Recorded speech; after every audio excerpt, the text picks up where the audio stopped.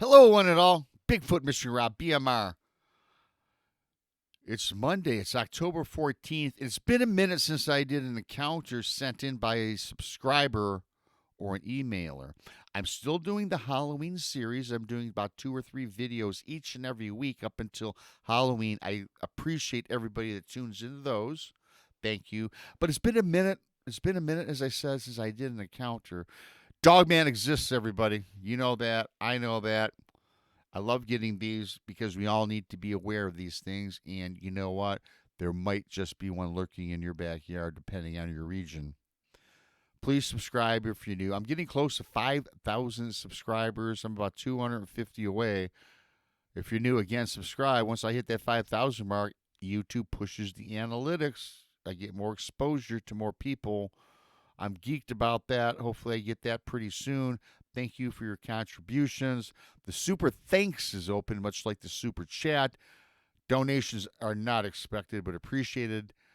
All I do with that, you guys, for people that wonder, I just dump it back into my channel to help keep it running and bring you better content and quality upgrades. I'm thinking about, come the first of the year, when I do these types of videos, having a background that encapsulates video in the background, kind of tells the story in picture form while I tell it verbally. I'm looking forward to doing that. Hope you guys like that. But I know you're gonna like this. I'm gonna get on with it. Thanks for coming on in. Like, share, subscribe. The howls were just outside of my second floor bedroom, right beneath my deck off my bedroom, says John. Jules, my wife, literally was in panic. John, she cried out, what is outside? I also hearing those loud and thunderous growls or howls gave me goosebumps. I don't know what it is, Jules. As I raced from my bed to my top floor deck to look out into our yard, what I saw I could not process. In the darkness, I saw a huge figure running to the woodline in the back of my home. It was a huge figure of which was shielded by darkness. The figure was so big that it certainly could not be a human being. However, the mass of this image was running upright like a person would run. The speed and the size was lightning quick. It would dwarf any of today's sizable modern athletes. Then the most unusual sight that I had ever seen came into view. The upright mass dropped down closer to the ground, appearing now to be on 4 legs. My mind raced. There is no known animal that I am aware of that can do this. My mind's again racing, and I cannot comprehend what I have just witnessed. Now, surely this was not a bear or a wolf. This was otherworldly. Something perhaps you would see in a late night horror movie. Again, my mind is ablaze with thoughts. I got back into the bedroom and Jules asked if I saw anything. All I could do is sit at the edge of my bed and try to get my senses together. I finally spoke out to Jules and said, let's go to the kitchen and put on some coffee. I need time to think this through. The email goes on to say, Rob, before I could get on with the rest of the story, I would like to provide you a bit of background without giving out my exact location, names, and so forth. The names given to you, including mine and my wife's, are not actually our real names, as well as any other name that I provide as all this unfolds. I work in the manufacturing field, and my wife works part-time in the medical field. We live in southeast Pennsylvania in the Newcastle area bordering Ohio. I am even reluctant to provide that information. I feel it is important to provide the state and the city, at least for those that hear this experience, to help them in the event that they have had or come across any similar accounts and provide, again, some sort of awareness that there is, in fact, anomalies that roam our forests and woodlands. My home is surrounded in the middle of the woods with tree lines to both the north, the east, and the west. The south is the main road that I live off of, with the woods taking up again across in the south. My closest neighbor is on the other side of the eastern wood line, roughly a quarter mile away. To the east, another mile and a half, with the north going deep into the woods that is primarily used for hunters during the season. The year this all started for me was in 2021. So this is kind of recent, you guys. Sitting down at the breakfast table with Jules after swallowing down my second cup of coffee, Jules finally exclaims, "John, what did you see?" I went on to explain about the huge dark figure that was both quadruped and bipedal. Well, at first, as I mentioned, bipedal first and went quadrupedic. It's not an animal that I was familiar with, I explained. The only thing that rang true was that this was not anything natural or perhaps of this world. I know it sounds science fiction or alienish, but I needed answers. I had this feeling that my wife and I were not safe. That is what bothered me the most. Jules looked at me and knew that she shared my same exact sentiment. I told Jules that after breakfast and when the sun broke, I was first going to inspect the area of the yard beneath the deck from the bedroom and then look back for any tracks from this creature, this strange creature, as it ran back into the woods. I waited to 8 o'clock in the morning and went outside with my shotgun loaded, ready to fire. I told Jules to stay in the house, but she wanted no part of that conversation, and she joined me with a .45 caliber, of which she was a better shot than I. We went around the house to the bottom of the deck area, leading to our bedroom where we had heard those insidious growls. After a thorough investigation, we found nothing out of the ordinary. Nothing was out of place. I then proceeded to walk with my wife out towards the area where I saw the huge image run off towards the woods. I became frustrated as I was coming up empty after walking at least 90 feet from the back of my house. The ground was still damp and moist from the morning dew. I came across several deer tracks randomly spread across the grass where they roamed every day. My wife always went out several feet from the house to spread corn on the property to feed the deer and draw them near. Our home leads a good 60 yards or so before you hit the tree line to the north. Then suddenly, about 30 yards from the tree line, massive bipedal wolf-like tracks appeared. I say wolf-like, but this was not a wolf. I had brought a tape measure out with me and had a measurement of close to 10 inches long and close to 5 inches wide. This again, Rob, not natural. The prints headed straight to the woods with an unprecedented 4 feet gait or stride. The print stopped and almost vanished. We continued on another several feet where the prints picked up again. This time, much like what I witnessed from the dark, the prints went bipedal to quadrupedal. The measurements in the back were the same.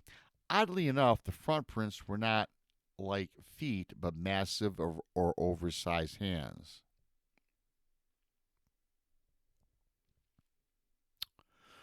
The hands had long flanges or digits, 7 inches long by 4 inches wide. The prints in the front appeared like claws that had ripped and tore into the ground in the front. The tracks got closer to the tree line, and about 10 feet from entering the woods, they stopped. The tracks vanished before making it into the woods. The tracks, the size, and the vanishing was very disturbing to both Jules and I. we headed back to the house. My wife and I, without speaking to each other, headed straight to the home office. She jumped behind my desk and got on the computer. I grabbed my cell phone and called my brother Jim.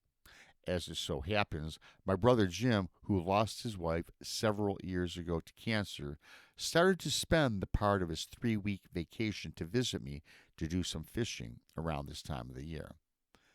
After losing his wife, this became a ritual, and I, along with Jules, would visit him during Christmas, he in the spring. Jim has worked for 15 years in northern Ohio with the Fish and Game Department. If anybody would have any answers, certainly it would be him. The phone rang and Jim answered. I went on to explain what was going on. And he immediately told me that he would come down a week early for our annual get-together. We hung up the phone, and Jim planned on driving down the next morning. The phone call was short, and Jim seemed disturbed at our conversation. That also further put the sense of dread and tension into my already shaken psyche.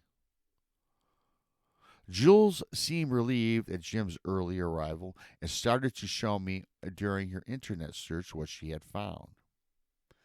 Her searches led her to websites about werewolves and a cryptid called Dogman.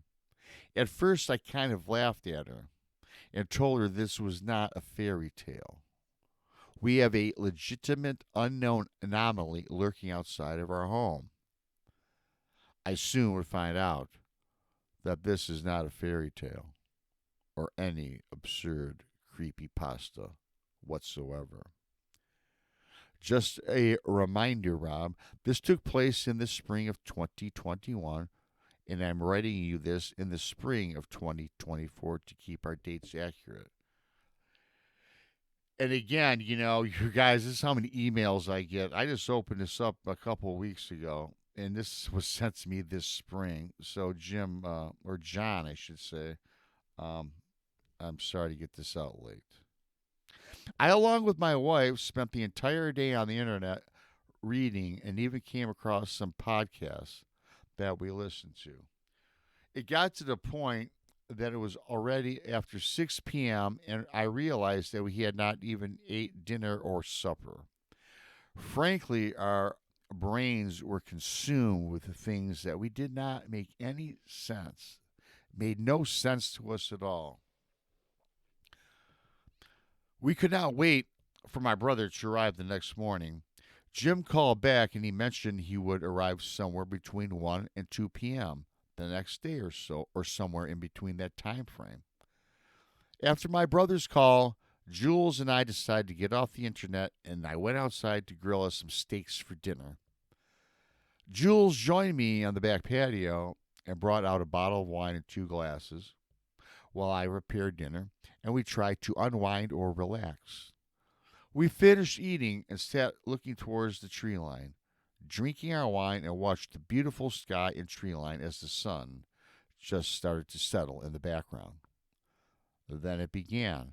Those god-awful howls started up from the woods on our property.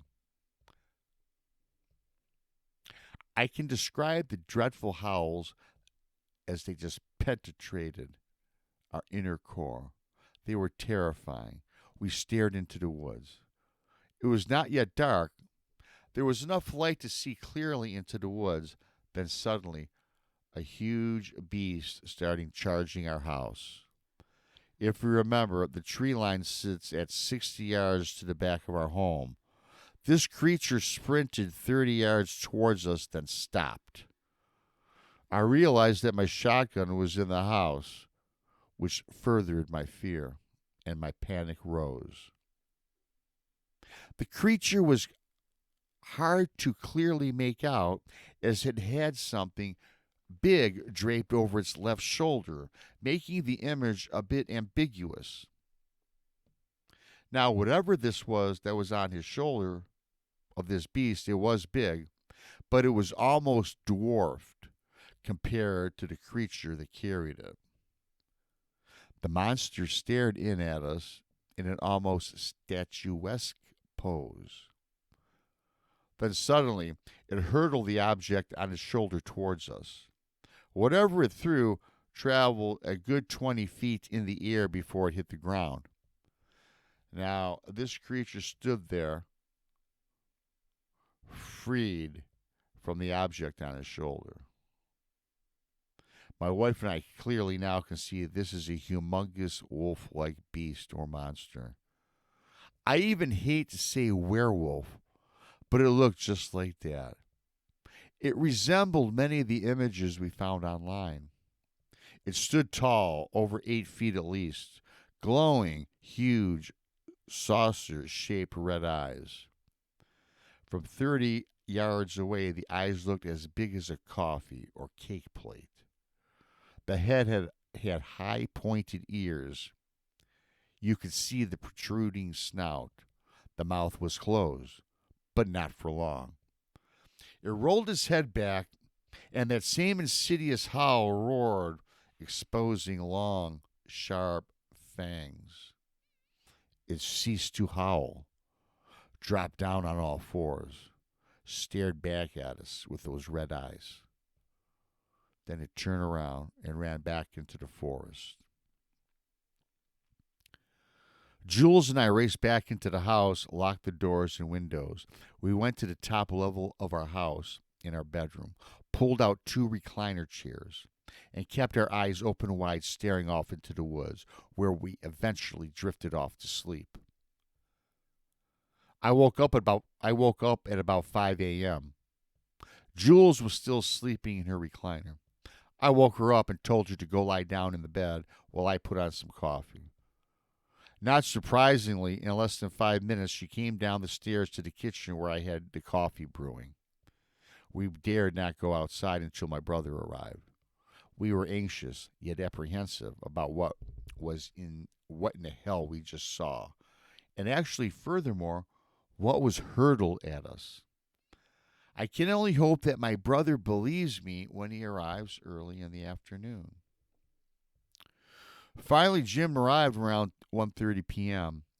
I immediately tell my brother of our encounter. Rob, I already feel this story has been way too long for you. I apologize to you and your audience. That's okay, my man. Johnny, that's okay. This is an awesome story. Jim, my brother, again, much to my relief, believed me. He believed what I told him. He told me in 15 years with Fish and Game in Ohio, he has fielded well over 100 reports of the cryptid called Dogman. I exclaimed, "So, Dogman is real?" I asked my brother. I told Jim of Jules' findings, our findings, while surfacing the web. He assured me that Dogman is very much real. He mentioned the Midwest, Michigan, Indiana, Ohio, Missouri, Tennessee, Kentucky, and alas, in Pennsylvania, particularly in the southeast, flaring off a bit to the west. I and my wife were stunned. Now it was time to see what the Dogman had slumped over its shoulder. We approached what the creature threw, and it did not take very long to see that it was the carcass of a dead deer. It was very odd. The neck was broken, and the bottom side of the stomach area was completely sliced open. Even stranger, there was little, if any, blood, and all of the entrails were missing, or perhaps eaten. There was no heart, there was no lungs, etc., etc., as my brother Jim went through perusing about the deer.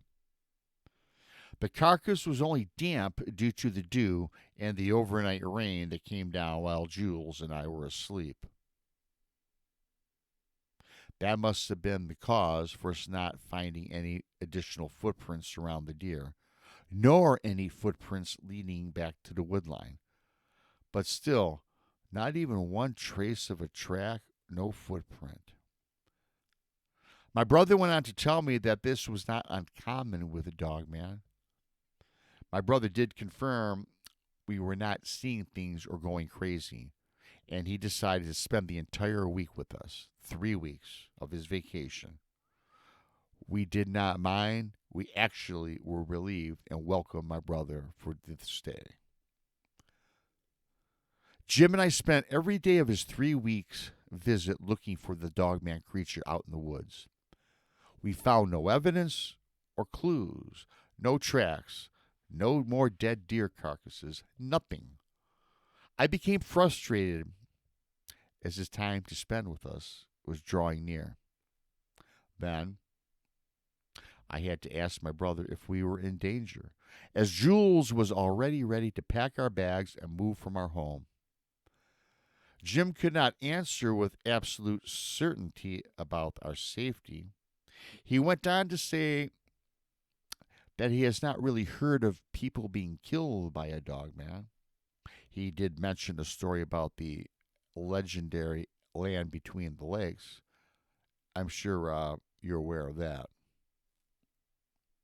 However, on the other hand, Jim told me that some people had continually been harassed and had to move from their property, and in some instances, only to be followed by these things to their new homes. In some instances, Jim said, there is absolutely no escape from Dogman. Do you know, Rob, not 1 week after my brother left, the howls from the woodline started back up, and they went on and on for a couple months. The creature did not show himself to us again, but Jules and I did not wait. We moved from our home 6 months after my brother left and went back home. We now live close by him in Ohio. I know this was kind of a long story, Rob. Again, my apologies, but it's mine and Jules alone. Beware of the Dogman. Dogman is alive, and Dogman exists. Thanks for the time, John. Dogman does exist, John. Dogman does exist in Pennsylvania.